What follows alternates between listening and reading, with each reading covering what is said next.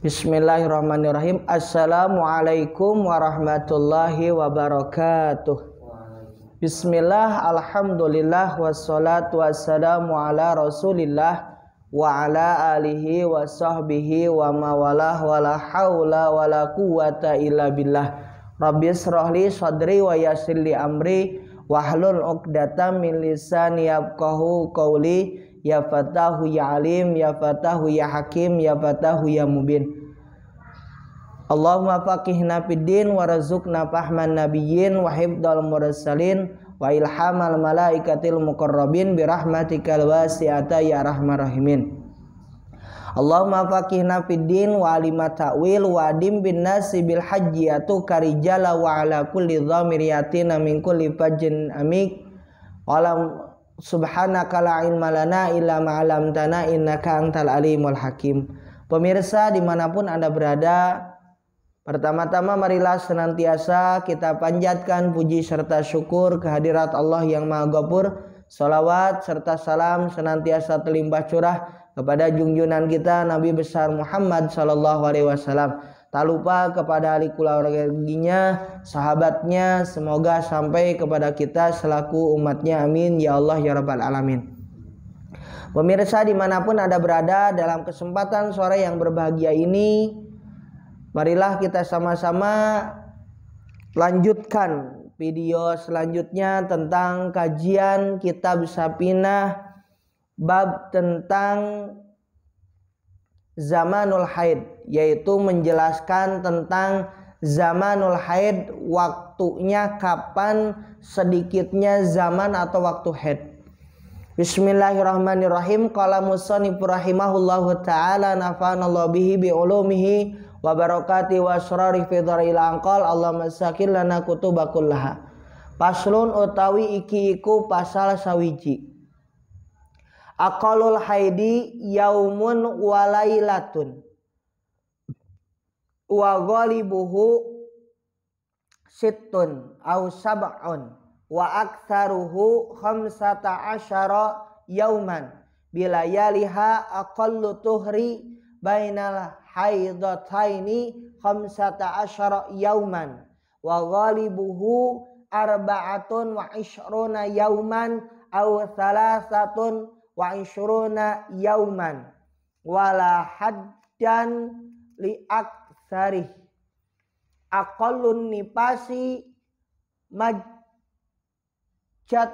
wa ghalibuhu arba'una yauman wa aktsaru sittuna yauman. Pasal adapun ini satu pasal menjelaskan paling sedikitnya zamanul haid bagi perempuan ya yang mengalami masa haid. Adapun paling sedikit zamanul haid, zamannya waktu haid yaitu 1 hari 1 malam. Itu paling sedikit ya bagi perempuan yang tengah masuk atau mengalami masa haid. Paling sedikit. Yang kedua, paling banyaknya waktu haid 15 hari 15 malam. Itu paling lama. Yang paling biasa atau adat kebiasaan zaman haid di perempuan itu 6 hari atau 7 hari 7 malam. Itu paling menjadi adat kebiasaan. Adapun paling sedikitnya waktu suci bagi perempuan yaitu 15 hari. Jadi waktu sucinya itu 15 hari. Paling banyak zaman suci itu tidak ada batas. Sedangkan secara golib itu zaman suci biasanya 23 atau sampai 24 hari. Ini bagi perempuan. Adapun paling sedikitnya zaman nifas yaitu sesaat atau bahasa Sundanya itu seberosotan, artinya lahdotan ini sesaat ya. Paling sedikitnya nifas itu, paling banyaknya nifas 60 hari. Kalau paling sedikit tadi lahdotan sesaat, Kalau paling lama nifas itu 60 hari. Sedangkan zaman nifas secara adat kebiasaannya itu 40 hari. Itu yang terjadi di perempuan. Masa haid dan masa nifas dan juga masa suci. Sekarang kita masuk kepada bab a'darus sholati. Paslun utawi iki iku pasal sawiji a'darus sholati utawi pirang-pirang udure salat iku isnani iku ana loro. Anaumu sawiji iku turu, wanisyanu lan lali, lan kapindone lali. Ini udurnya salat. Udur salat ya itu ada dua. Ya, alasan seseorang udur salat itu hanya dua saja. Yang pertama dengan sebab tidur. Dan tidurnya ini sebelum waktu salat masuk. Ya. Jadi kalau misal tadi dia dengan sebab tidur, aduh ternyata bablas ya. Nah, itu termasuk udur. Yang kedua dengan sebab lupa, ya. Yang kedua sebab lupa. Artinya begini, kalau misal tadi ketika kita tidur malam hari, misal malam hari tadi jam 8, jam 9 tidur. Tiba-tiba bangun-bangun jam 7 pagi. Waduh, jam 7 udah mau sekolah nih, ya. Tiba-tiba sholat subuhnya bablas. Nah, makanya ini tidak berdosa, ya. Artinya itu termasuk udur, ya. Jadi yang terkecuali begini, bangun azan tidur lagi ya. Tidur lagi tiba-tiba bangun jam 7 maka dosa itu ya. Walaupun tadi harus dikodok ya, sama. Walaupun tadi perlu dikodok, tapi kalau misalnya yang ini dosa karena dia udah bangun gitu ya. Udah bangun belum masih ngantuk tidur lagi. Kecuali kalau tadi dia gak bangun, tiba-tiba bangun sampai jam 7. Paham ya? Surutus sholati, syarat-syaratnya sholat. Paslun utawi iki iku pasal sawiji. Surutus sholati, syarat-syaratnya sholat. Utawi pirang-pirang syaratnya sholat iku samaniyatun, itu ada wolu, ada 8. Toharatul hadasaini, sawiji iku suci saking hadas loro, wa toharatu lan suci ani najasati saking najis, bisaubi lan panggoan kelambi, lan kelambi, wal badani lan badane, wal makani lan panggonane, wasatrur aurati lan nutupe aurat, wastiqbalul kiblati lan ngadep kiblat, waduhulul wakti lan manjing waktu salat, wal ilmu bipardiyatiha lan weruh kalawan kaparduane salat, walayatakida lan ora nekadkeun sapa wong pardon ing pardu suci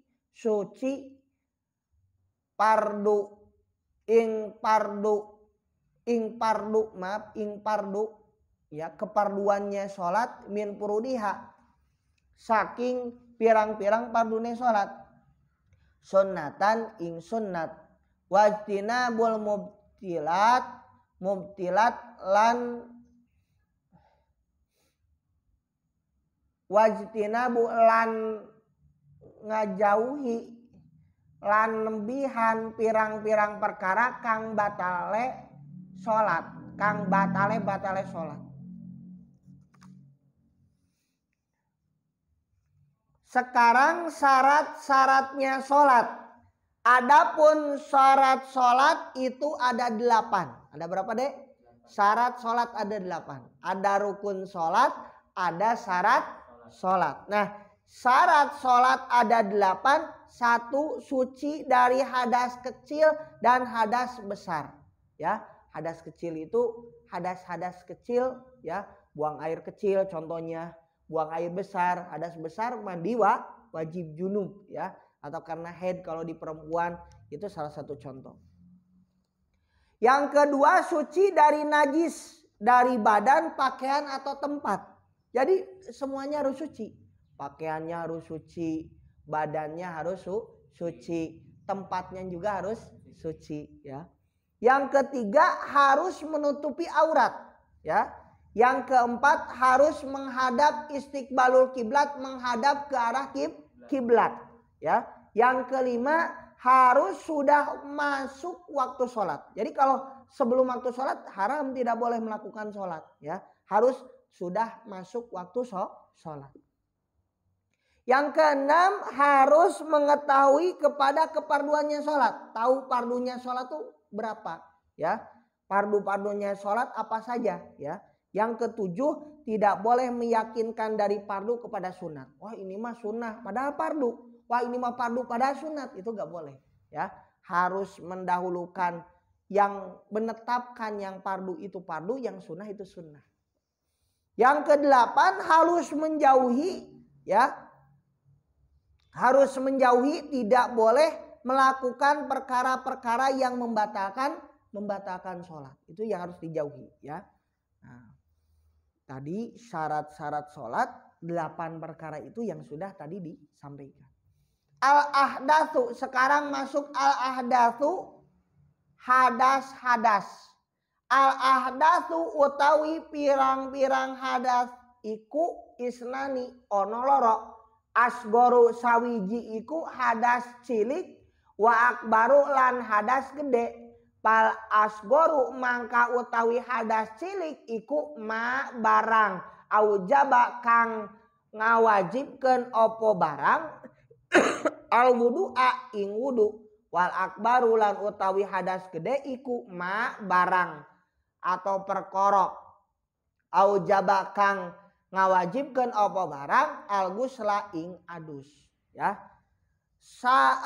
Adapun hadas itu ada 2, hadas kecil, ada hadas besar.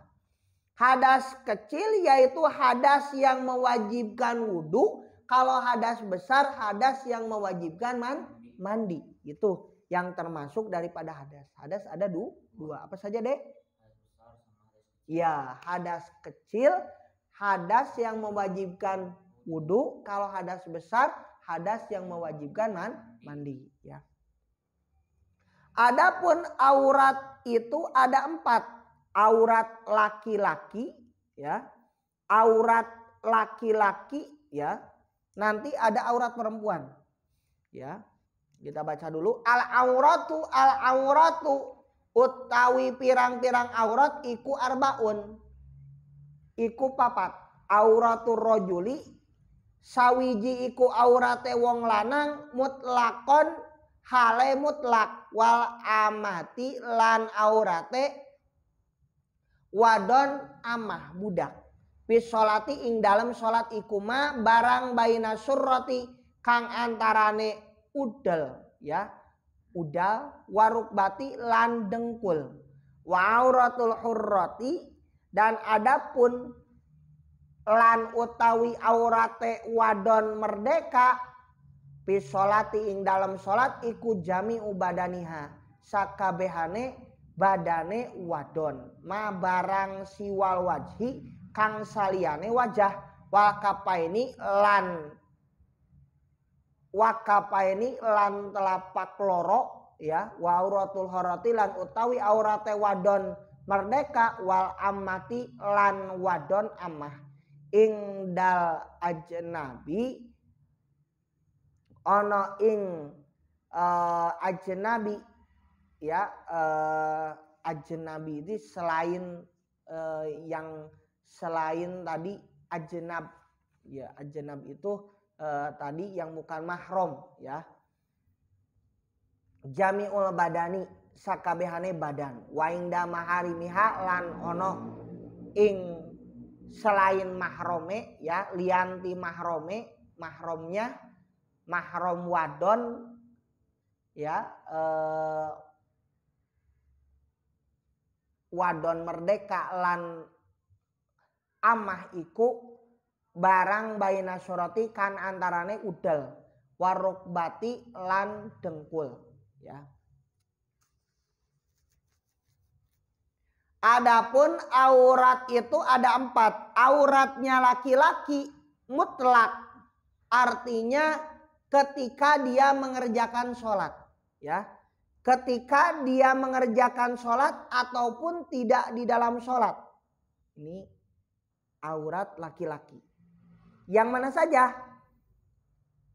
Dan aurat amat di waktu sholat yaitu antara udel dan lutut. Jadi sini. Ini termasuk aurat laki-laki. Jadi kalau kita pakai celana pendek aurat itu tidak boleh. Laki-laki harus minimal sontong sampai sini. Ya.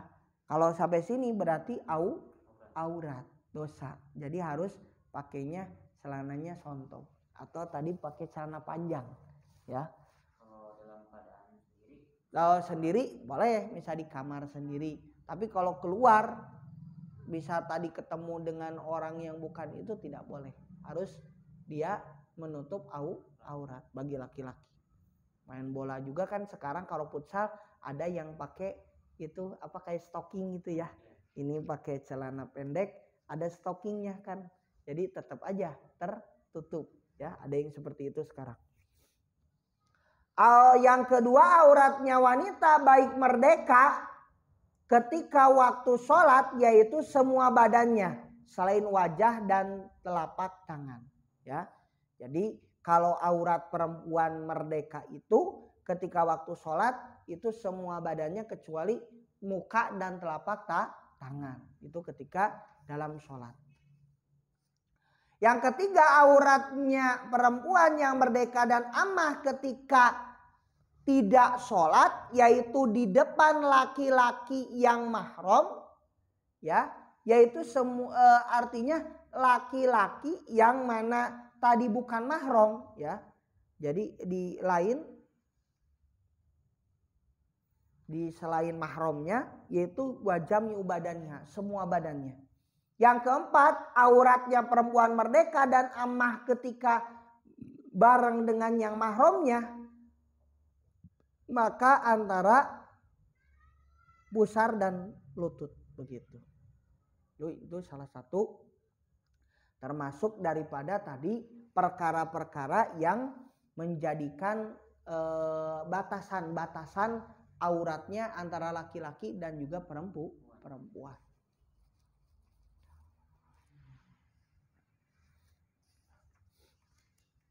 Arkanu sholati paslun utawi iki pasal sawiji. Arkanu sholati sab'ata asyara. Arkanu sholati utawi pirang-pirang rukune sholat iku sab'ata asyara. Itu ada sab'ata asyara 17 ya. Al awalu an-niyatu asani takbiratul ihrami asalisu al-qiyamu alal qadiri fil fardi ar-rabi'u qiraatul fatihati al-khamisu ar-ruku'u asadisu atumaninatu pihi asabiu al-i'tidalu asaminu atumaninatu pihi atasiu asujudu marrotaini al-ashiru atumaninatu pihi al-hadi asyara al-julusu baina sajadataini asani asyara atumaninatu pihi asalisa asyara atasyahudu al-akhiru ar-rabi'a asyara al-qu'udu fihi al-khamisa asyara as-salatu ala nabiyyi sallallahu alaihi wasallam fihi asadisa asyara as-salamu asabi asyara at-tartibu. Sekarang kita masuk kepada rukun sholat ada 17. Kalau tadi ada syarat sholat, sekarang ada rukun sholat ya. Rukun sholat ada 17 ya. Tadi kan kalau rukun wudhu ada 6, kalau rukun sholat ada 17. Kalau syarat sholat tadi ada berapa? Ada 8. Sekarang rukun sholat ada 17, 1, an-niyat.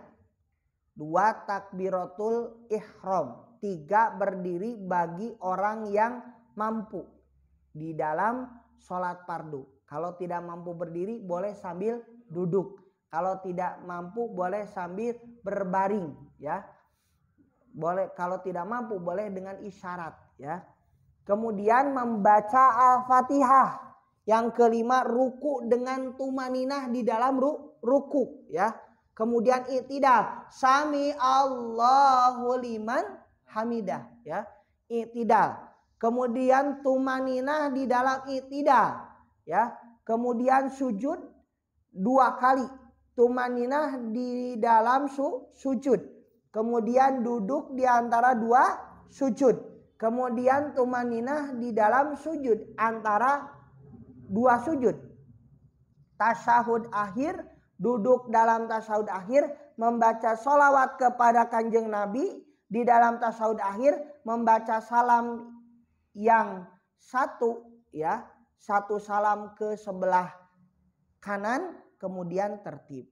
Ini termasuk daripada rukun sholat. Maka rukun sholat yang 17 ini harus diperhatikan, ya. Yang pertama adalah niat. Jadi seseorang berniat itu termasuk daripada keparduannya atau rukun daripada rukun sholat. Maka niat ini wajib. Usolli pardo maghribi salasa di dalam hati, ya.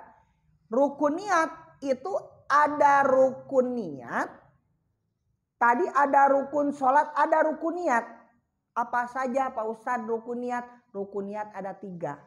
1 ada yang disebut dengan qasdun, bermaksud. Saya niat sholat, itu bermaksud.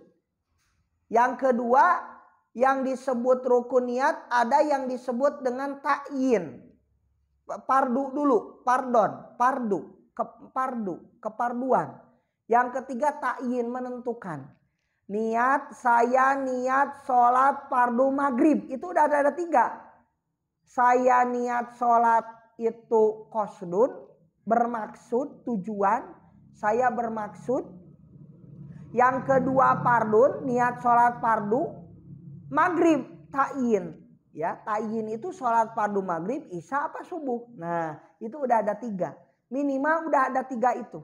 Usolli fardo maghribi salasa rokaatim mustaqbilal kiblati ada ammakmuman lillahi ta'ala. Itu sudah termasuk apa? Termasuk sempurna. Minimalnya ada 3 rukun niat sudah cukup. Niat, saya niat sholat fardu maghrib, ya, makmum, itu udah cukup, ya. Sempurnanya seperti tadi yang disebutkan. Ketika takbir wajib hukumnya. Sedangkan wa talaffuduha sunnatun. Kalau talafudnya mengucapnya sunnah saja.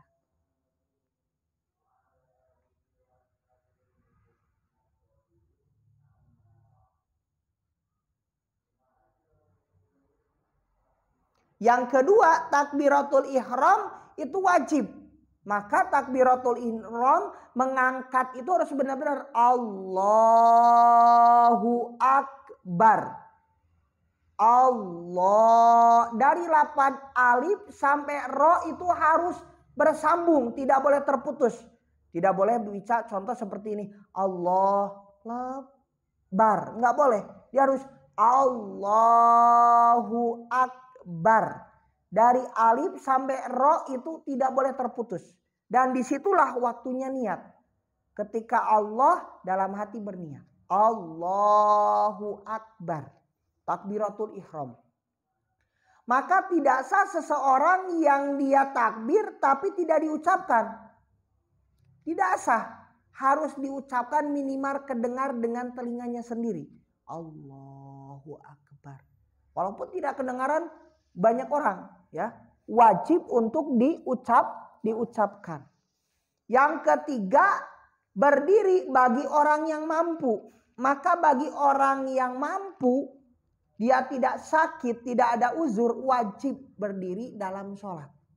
Kecuali orang yang sakit, ya, nggak bisa berdiri boleh duduk.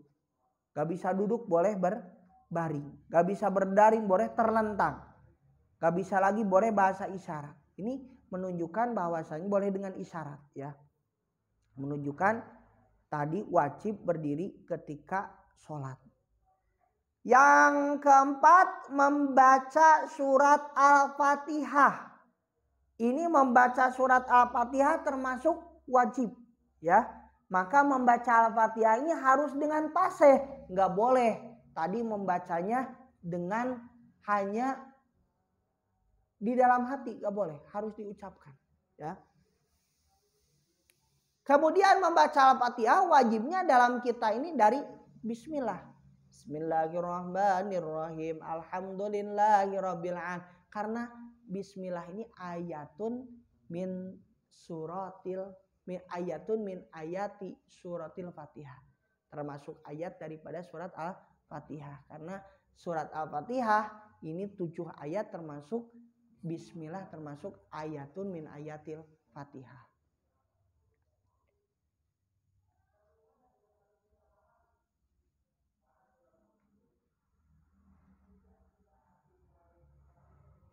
Yang kelima yaitu ruku. Ketika ruku ya, maka ruku ini harus dengan tumaninah.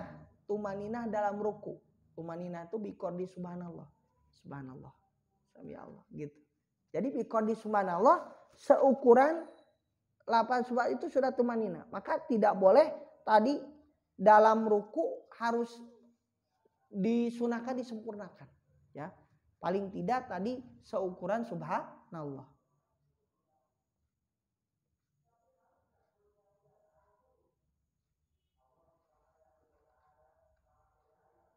Yang ketujuh i'tidal, yaitu berdiri setelah ruku sami Allahu liman hamidah. I'tidal wajib ya, termasuk rukun.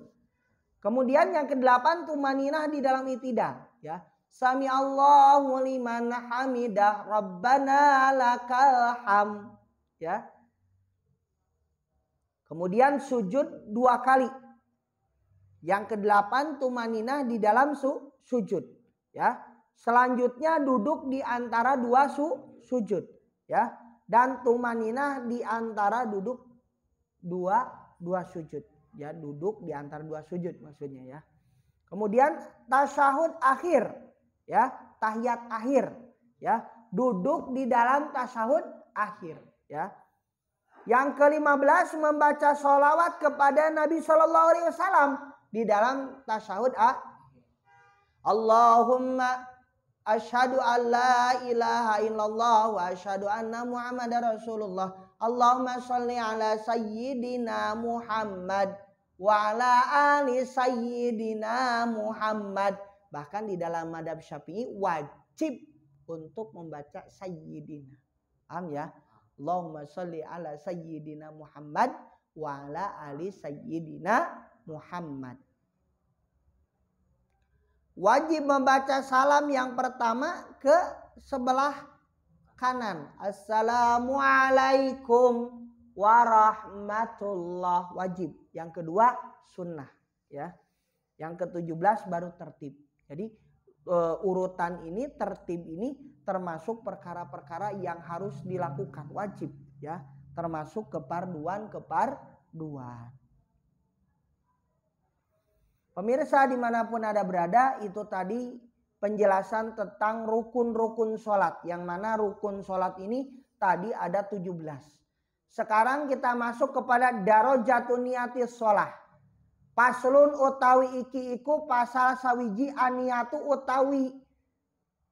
utawi niat iku salah sudarojatin telu pirang-pirang darajat ingkanat as-sholatu pardon wajib qasdul fi'li wa ta'yin wal pardiyah wa ingkanat nafilatan muaqqatatan karotibatin audata sababin qasdu wajaba qasdu fi'li wa ta'yinu wa in kanat nafilatan mutlaqatan wajaba qasdu fi'li faqat al fi'lu usalli wa ta'yinu duhra au asron wal fardiyatu fardon. Nah, di sini pasal menjelaskan tingkatan niat. Derajat niat itu apa saja? Pasal tingkatan niat itu ada 3. Ada 3 tingkatan deh. Apa saja? Yang pertama, kalau di dalam sholat fardu, maka niatnya itu ada 3 kewajiban. Tadi disebutkan ada rukun niat. Apa saja? Yang pertama ada qasdun, bermaksud mengerjakan sholat dengan lapan usolli. Harus ada lapan itu. Maksudnya lapan usolli itu niat saya sholat. Harus ada itu. Niat saya sholat. Yang kedua, berdiri di dalam sholat menyebut duhro. Contoh, niat saya sholat duhur. Ya. Kemudian yang ketiga pardon, yaitu niat fardu. Niat saya sholat fardu duhur. Niat saya sholat fardu asar. Niat saya sholat fardu maghrib. Itu sudah ada 3 komponen. 3 tingkatan. Sudah ada 3 rukun niat tadi. Di dalam tingkatan yang pertama. Seperti usolli fardhu dhuhri arba'a rakaati mustaqbila kiblati adaan lillahi ta'ala. Ya, makmuman, kalau makmuman lillahi ta'ala. Paham ya? Kemudian yang kedua, ketika atau jika di dalam sholat yang sholat itu di waktu-waktu seperti sholat rawatib, ya, atau sholat yang mempunyai sebab, maka di dalam niatnya hanya 2 kewajiban. 1, bermaksud menyengaja. Alhamdulillah. Bermaksud menyengaja untuk sholat. Contoh seperti usolli, ya, 1. Yang kedua, yaitu menentukan sholat. Sholat apa? Sholat sunat ba'da duhri. Ya. Contoh misal, usolli sunnata ba'da duhri. Usolli sunnata duhri ba'da duhri. Contoh misalnya, usolli sunnatan qobliyah qobla duhri. Usolli sunnatan ba'da duhri. Misal begitu. Ya. Usolli sunnatan ba'da duhri. Rakaataini lillahi ta'ala. Usolli sunnatan ba'da duhri. Misal itu paling singkat ya. Qobla duhri atau ba'da duhri. Itu di dalam mengerjakan kesunahan sholat sunnah ya. Kemudian yang ketiga, jika di dalam sholat sunnah bukan sholat fardu, ini selain sholat yang di waktu-waktu, maka niatnya ini ada 1 kewajiban, ya, yaitu usolli, ya. Dia kalau misal sholat di dalam sholat sunat mutlak,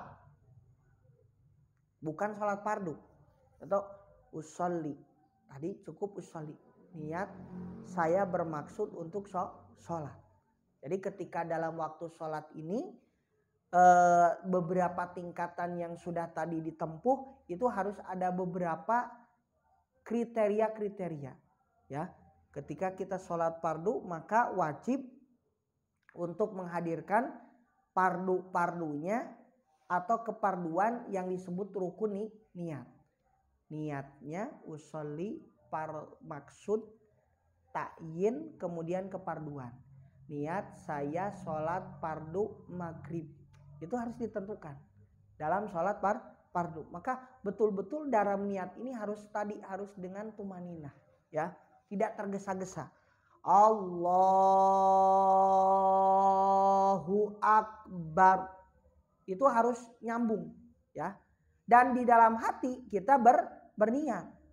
Otomatis ketika kita berniat ini, maka dalam mengucapkan takbiratul ihram Allahu Akbar, sedangkan dalam hati itu berniat. Ya, berniat tadi melakukan sholat fardu. Niat saya sholat fardu maghrib makmuman lillahi ta'ala atau fardhu lillahi ta'ala. Itu sudah termasuk kategori tingkatan di dalam niat. Maka di dalam niat ini harus benar-benar kita mengucapkannya itu dengan betul-betul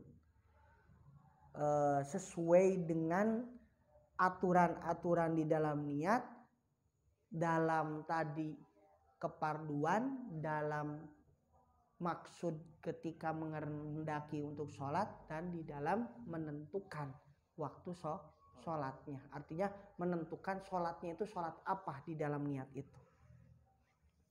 Kemudian kita masuk kepada syurutut takbiratil ihrami. Paslun utawi iki iku pasal sawiji.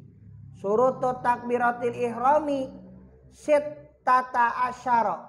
Ang taqa'a halatal qiyami fil fardi wa ang takuna bil arabiyyatin wa ang bil arabiyyati wa ang takuna bil labdil jalalati wa bil labdi akbaru wa tartibu bainal labdaini wa alla yamudda hamzatal jalalati wa adamu maddi ba'i akbaru wa alla yushaddida al-ba'a wa alla yazida wawan sakinatan au mutaharrikatan bainal kalimataini wa alla yazida wawan qabla al-jalalati wa alla yaqifa baina kalimatai at-takbiri waqfatan tawilatan wala qasiratan wa ayyusmi'a nafsahu jami'a hurufiha wa duhulul waqti fil muaqqati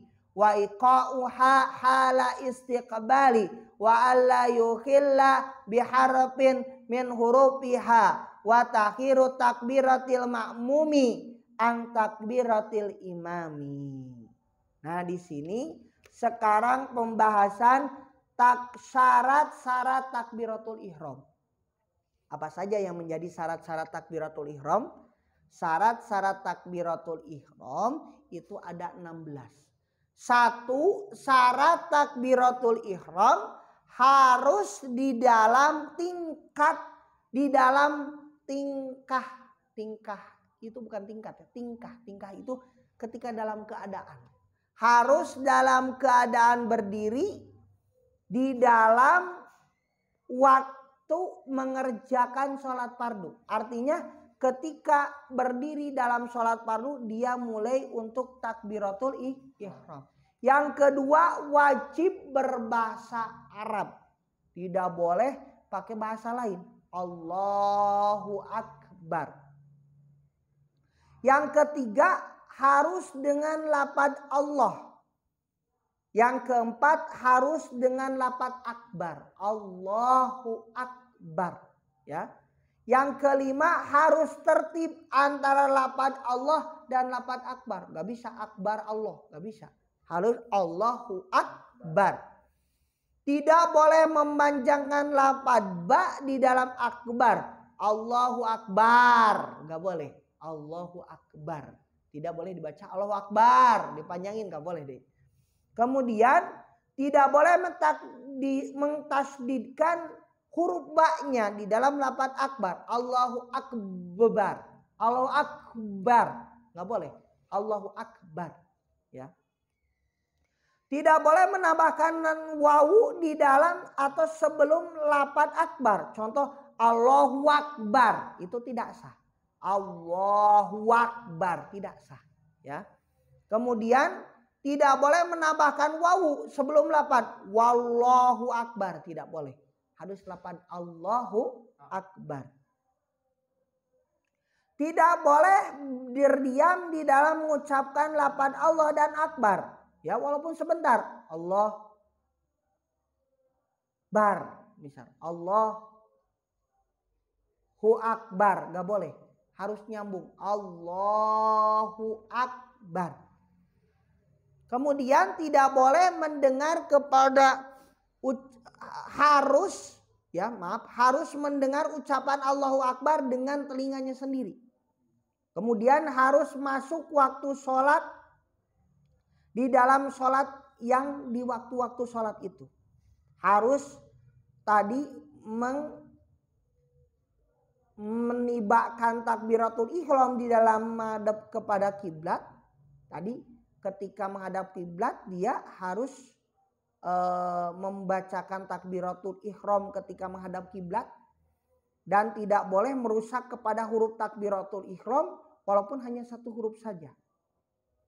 Kemudian harus mengakhiri takbiratul ihram makmum dari takbiratul ihram imam. Tidak boleh takbiratul ihramnya makmum mendahului imam, tidak sah.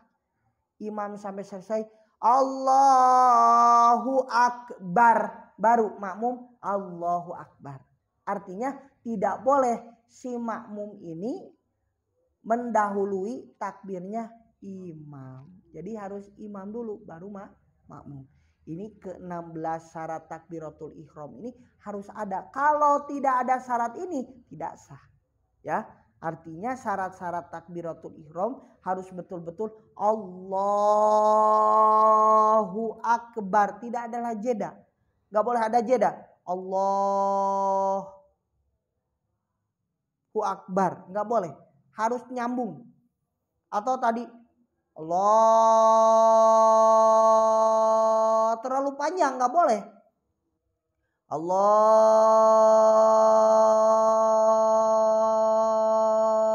Akbar, gak boleh terlalu panjang. Ya, artinya tidak boleh ada jeda, yang tidak boleh terlalu panjang juga. Maka tadi dari lapan Allahu Akbar harus benar-benar ini diperhatikan. Justru malah di masyarakat ini banyak yang tidak memperhatikan. Kadang-kadang loh, dia bacanya loh, enggak Allah. Itu harus bunyinya jelas. Allahu Akbar. Kebanyakan di masyarakat ada yang Allahu Akbar. Ada yang tadi Allahu Akbar. Ada yang begitu. Karena di awamnya di masyarakat ini banyak yang mereka membaca kadang tidak memperhatikan. Ya. Makanya kita harus benar memperhatikan bagaimana tadi adab-adabnya. Dalam sholat kita memperhatikan bagaimana adab-adab dalam sholat, syarat-syarat dalam sholat, ada rukun-rukun dalam sholat. Ada adab dalam sholat, ada kesunahan dalam sholat, ada rukun-rukun dalam sholat, itu harus ya.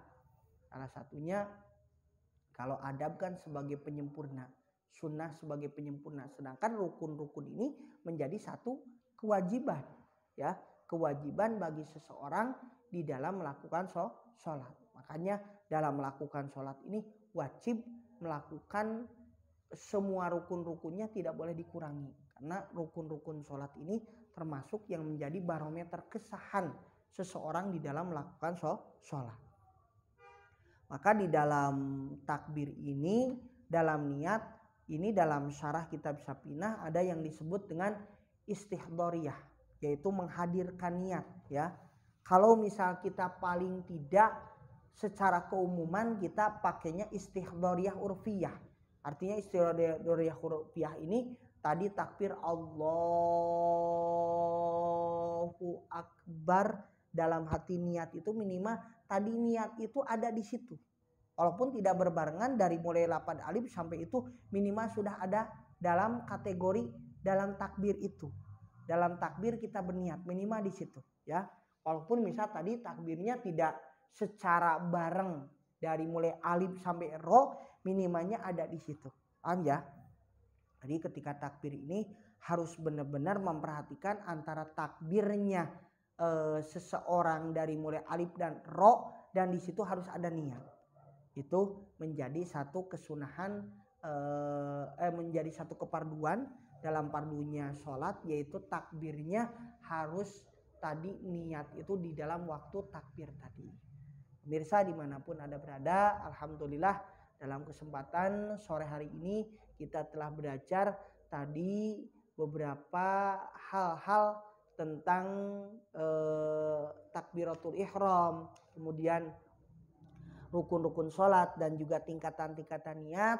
Semoga kita dalam sholat ini semakin memperbaiki mutu kualitas kita di dalam sholat kita dengan keilmuan-keilmuan, sesuai dengan keilmuan di dalam madhab kita. Madhab kita Imam Syafi'i harus sesuai tadi dengan keilmuan di dalam madhab Imam Syafi'i, bagaimana cara takbiratul ihram, bagaimana rukun-rukun sholat, bagaimana tadi di dalam masalah-masalah yang harus dijaga di dalam rukun-rukun sholat. Maka dari situ insya Allah nanti kita akan lanjutkan kajian selanjutnya di dalam syaratnya Al-Fatihah bagaimana. Nanti kita akan terus mengkaji kitab Syapinah ini. Mudah-mudahan Allah memberikan keistimewaan bagi kita, istiqomah di dalam mengkajinya untuk terus memperbaiki kualitas dan mutu kita di dalam ibadah. Sekian yang bisa kami sampaikan dalam kesempatan yang berbahagia ini. Insya Allah nanti kita akan lanjutkan video selanjutnya, kajian selanjutnya di video selanjutnya. Semoga Allah SWT memberikan hidayah dan taufik kepada kita untuk serantu istiqamah di dalam tadi mengkaji ilmu-ilmu agama Islam, terutama dalam fan-fan yang wajib, yaitu fan fikih yang wajib dalam kehidupan keseharian kita di dalam melakukan ibadah. Sekian yang bisa saya sampaikan, kurang lebih mohon maaf. Wallahu muwaffiq ila aqwamit thariq wa billahi taufiq hidayah. Assalamualaikum warahmatullahi wabarakatuh.